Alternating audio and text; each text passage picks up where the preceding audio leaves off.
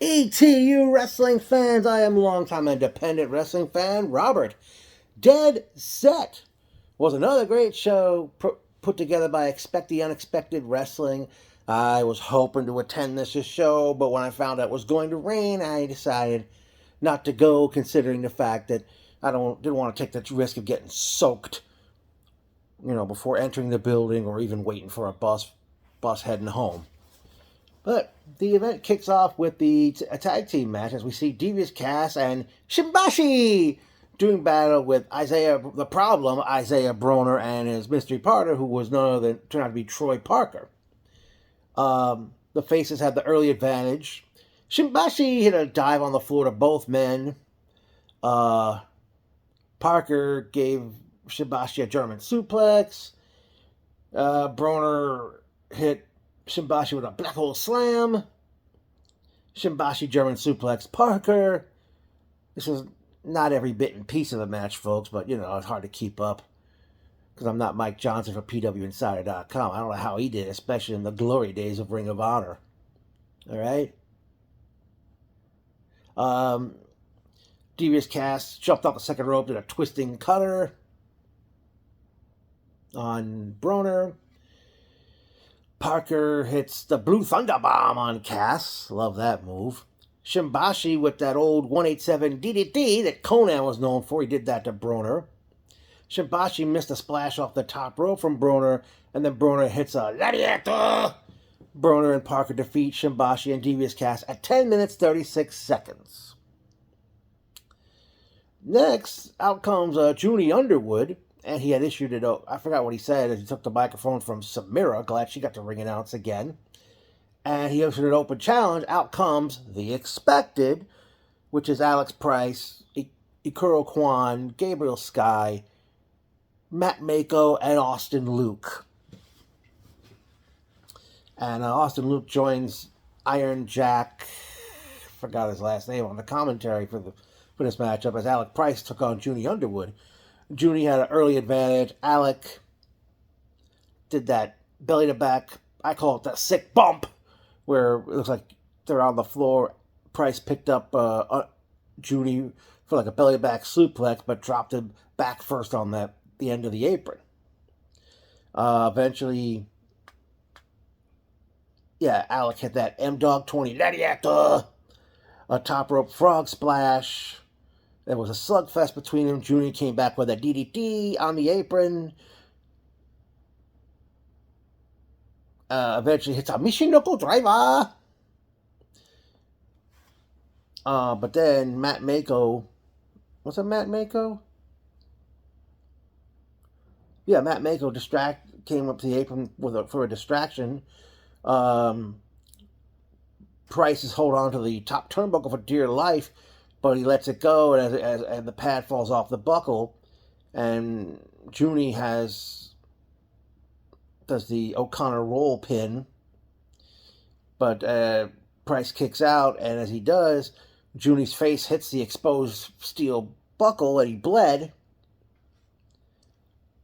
and then Price eventually hits the blockbuster neck breaker off the top rope. Alec Price defeats Junie Underwood at 15 minutes 40 seconds.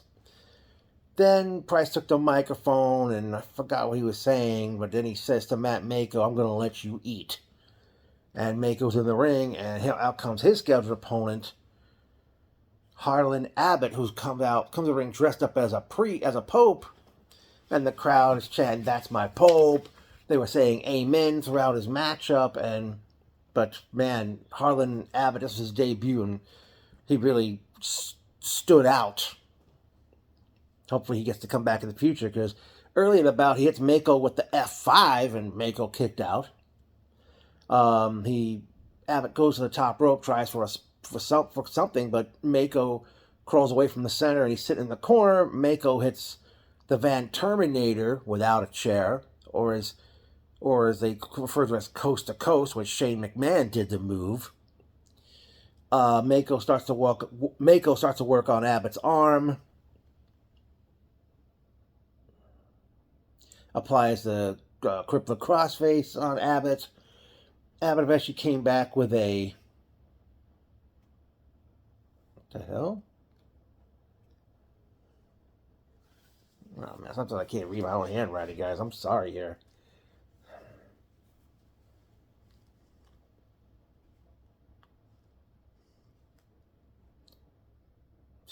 Abbott hit some kind of a suplex. Oh, now I see it. Okay, I'm sorry.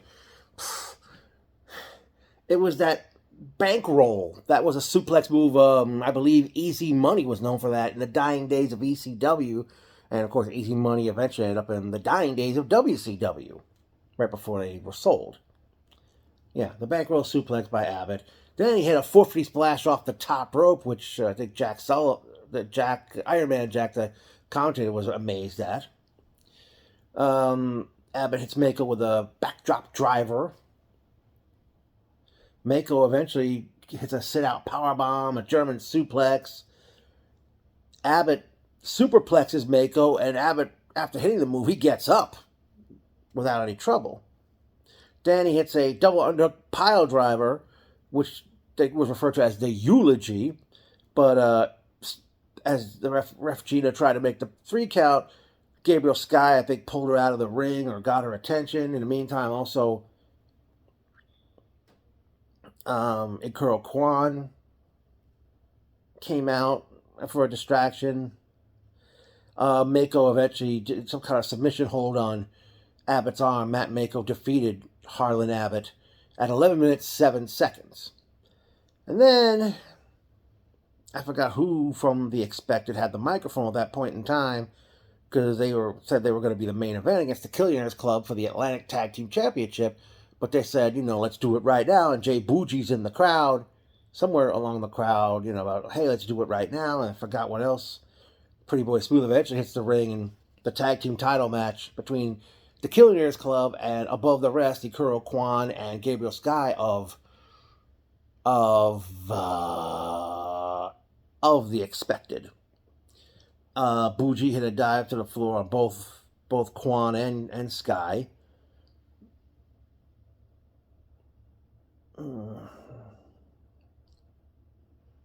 Kwan, they go into a little bit into the crowd. Kwan German suplexes Bougie and he hits the wall. Smooth throws Sky into a chair in the corner that was set up in the corner, and Sky was bleeding.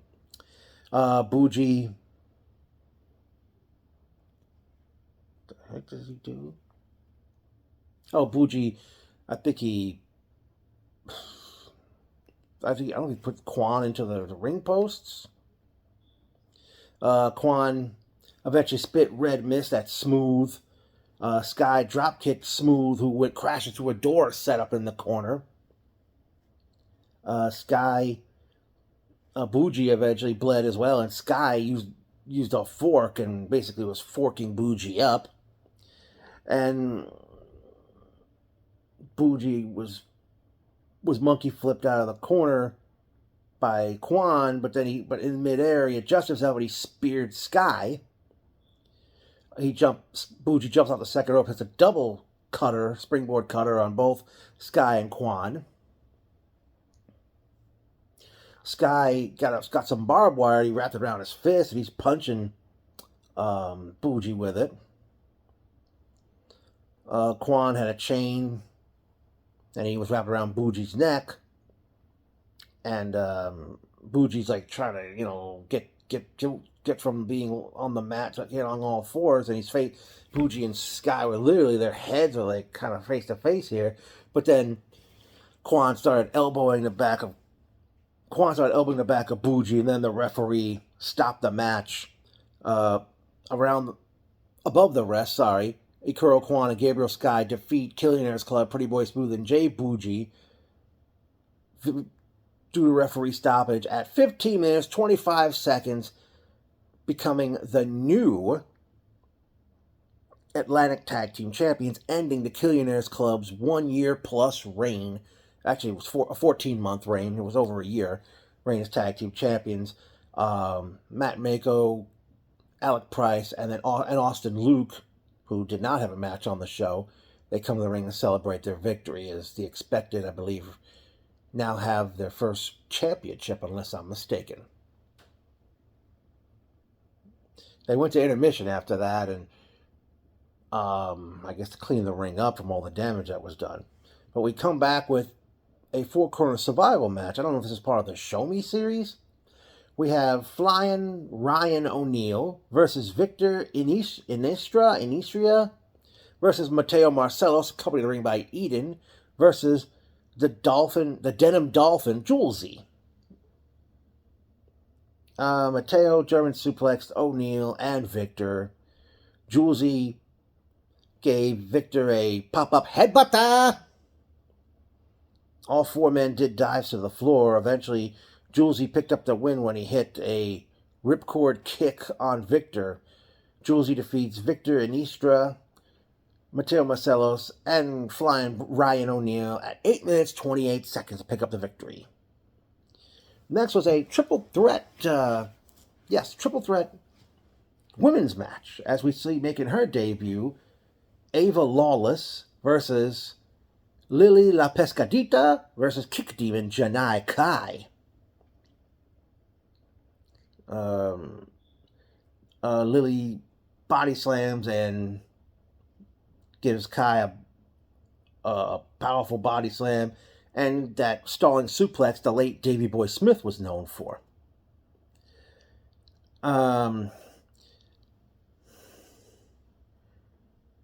Ava gave Kai a DDT.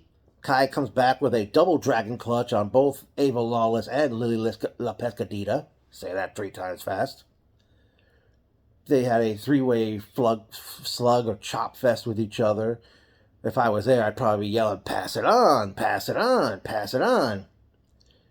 Lily gave a Hurricane Rana to Kai. Also hit her with the Samoan drop. Ava Lawless with a backpack stunner on Lily. Lily hit a Death Valley driver on Ava. Kai eventually super kicks Lily. I don't know if that's how it ended or not, but Janai Kai picked up the victory over Lily La Pescadita and Ava Lawless at 11 minutes 7 seconds. Next up, we saw the Cash Flow Ken Broadway do battle with Myron Reed. Oh boy. I didn't keep track of every move in this match, but Reed hit a long... Damn, what was it? Oh, it was Reed. Reed gave Broadway a lung blower. Broadway hit an uppercut off the second rope. Reed hit a dive to the floor. Broadway hit a Michinoku driver. Myron Reed eventually hits a Stone Cold Stunner. Broadway hit a spear.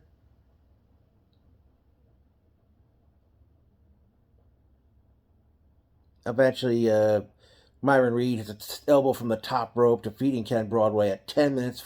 No, I'm sorry. Broadway hit a top rope elbow.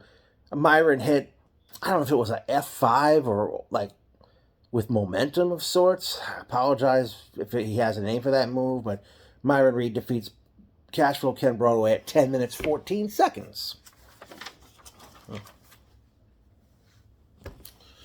Okay, next up we have Killer Kelly challenging the Nomi Gabby Forza for the Coastal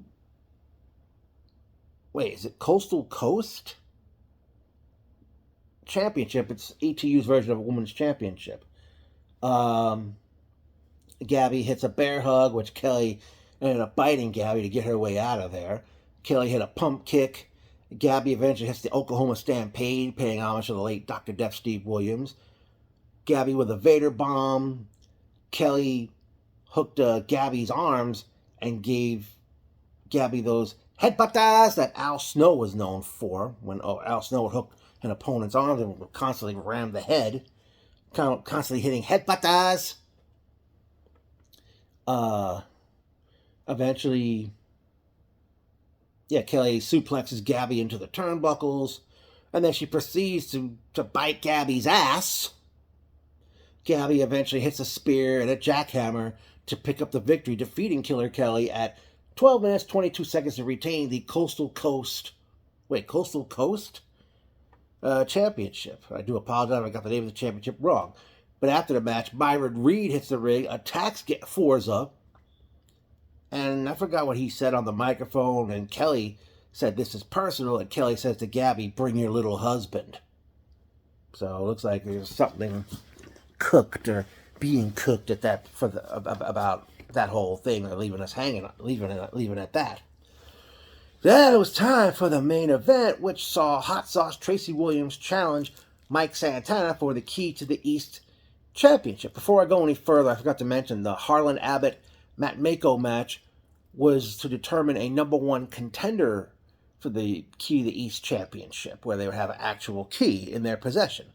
Well, right after Above the Rest, Ikuro Kwan and Gabriel Sky won the Tag Team Championship, Kwan had taken the microphone, and they declared that any two members of the Expected will defend the tag team belts when they have to be defended, and Kwan has taken possession of that very key. Okay? Yeah. Hot Sauce Tracy Williams challenged Mike Santana for the Key to the East Championship. They were shoulder blocking each other in the early part, exchanging forearms. They had exchanged chops in the corner. Santana hit the Three Amigos. Williams hit that old Shawn Michaels suplex. Hit a jumping DDT off the top rope. Did a diving dropkick to the floor onto Santana. They were like brawling amongst the crowd.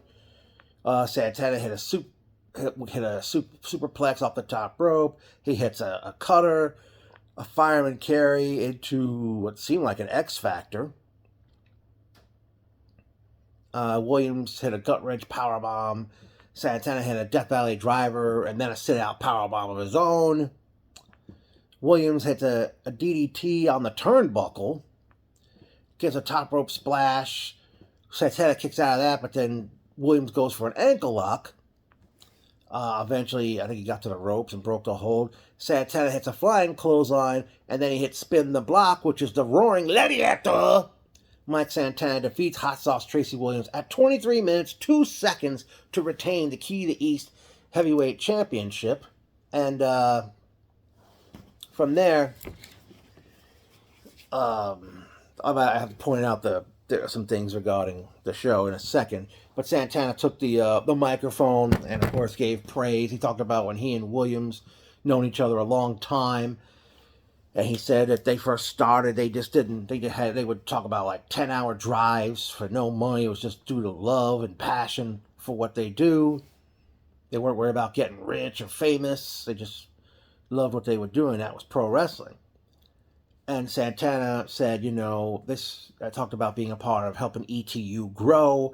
And he mentioned that this company needs a champion that's going to be around. And Santana announced that for the foreseeable future, I guess he's not going to be on the next few shows, or maybe for the rest of the year, perhaps. I don't know. That Santana has officially vacated the ETU Key to the East Championship. And when he got done talking to the crowd, he left that very belt in the ring, because Santana also brought the TNA World Championship belt to the show with him. And he left the ring just with the TNA belt. Of course, that brings up what does this do for the ETU Championship? How will a new champion be determined? All right. As I mentioned, this was the second ETU event in a row. Samira got to ring announce the show, and kudos to her for telling the crowd after a match, for everybody's safety. If someone tells you get out, if the wrestlers get too close to you, or if security tells you get out of the way, get out of the way. And I don't know, is Samira gonna continue to be this ETU ring announcer so far, or will Bobby come back? Because I know Bobby also ring announces for No Holds Barred, which is run by Danny DeMonto. Well, although I was not there, we'd hear a memorable quote. "Weak sauce, hot sauce, weak sauce, hot sauce." The crowd at Tracy Williams during the match with Mike Santana. All right.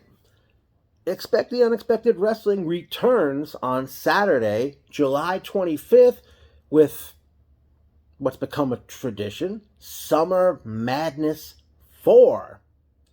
No word on, I'm not sure if I'm going to be there yet. Of course, a lot of things with new tag team champions crowned. No Key to East champion right now. A lot of questions to be answered, and I'm sure they will be dealt with between now and that very show. And I will say, hopefully, with Harlan Abbott, he'll get to come back in the future, and maybe his match with Matt Mako on this event may help open some doors for him. It opened people's eyes in that crowd, I'm sure, but hopefully it'll open doors for him to get more bookings. Let me see.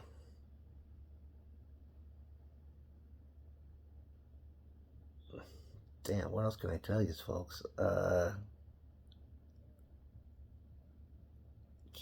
Yeah. I don't know, maybe Bear Bronson will finally make his ETU debut, because they probably will have a tag match somewhere down the line. He and Gabby Forza against Byron Reed and Killer Kelly.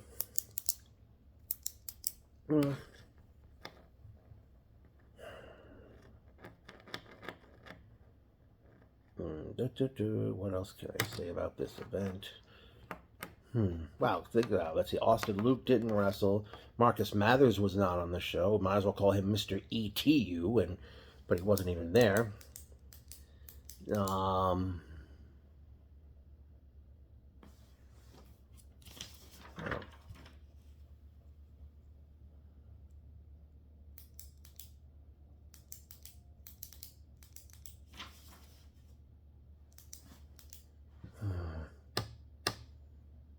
I sure hope to see an ETU show again, but right now, not sure about Summer Madness 4 Saturday, July 25th, if I'll be there or not.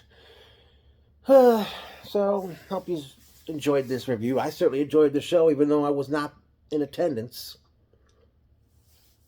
ETU, ETU, ETU, ETU.